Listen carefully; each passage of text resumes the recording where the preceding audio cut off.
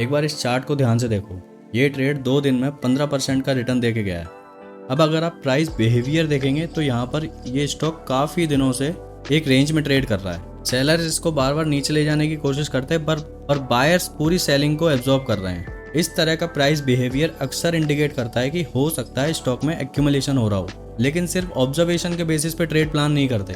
आपको 2 से 3 कंफर्मेशन लेने होते हैं। अब मैंने यहाँ पर क्या कंफर्मेशन लिया, मैंने इसको शिफ्ट किया 1 आवर के टाइम फ्रेम पे। अब 1 आवर के टाइम फ्रेम पे अगर आप देखोगे, यहाँ पर ट्रेंड लाइन फॉर्म हो रही है, यहाँ पर ये एक पैटर्न फॉर्म हुआ है, स्टॉक इस पैटर्न के अंदर मूव कर रहा है। ठीक है, अब यहाँ पर पहला कंफर्मेशन मेरा क्या बनता है, जब इस स्टॉक ने यहाँ पर ब्रेकडाउन दिया इस ट्रेंड लाइन का, उसी सेम डे ये वापस से इसके ऊपर आके क्लोज हुआ है। ये मेरा पहला कंफर्मेशन हुआ। दूसरा कंफर्मेशन मेरा ये है, जो सेलिंग आ रही है वो धीरे धीरे खत्म होती जा रही है। आप देखोगे यहाँ से सेलिंग आई, उसके बाद जो दूसरी सेलिंग आई ये खत्म हो गई, यहाँ पर और सेलर कम हो गए, तो सेलर्स कम होते जा रहे हैं। सेलर्स कम होते जा रहे हैं, इसका मतलब है कि बायर्स ऐड हो रहे हैं। बायर्स ऐड हो रहे हैं तो स्टॉक यहाँ से ऊपर जा सकता है। ये मेरे 2 कंफर्मेशन हो गए।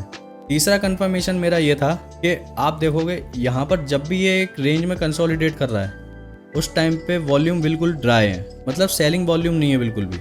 इसका मतलब है इस स्टॉक में सेलिंग नहीं हो रही है, सिर्फ एक्यूमुलेशन हो रहा है। जब ये तीनों कंफर्मेशन मुझे एक साथ मिले, तब मैंने इस स्टॉक का ब्रेकआउट का वेट करने के बजाय इसी कैंडल के यहाँ पर मैंने ट्रेड लिया।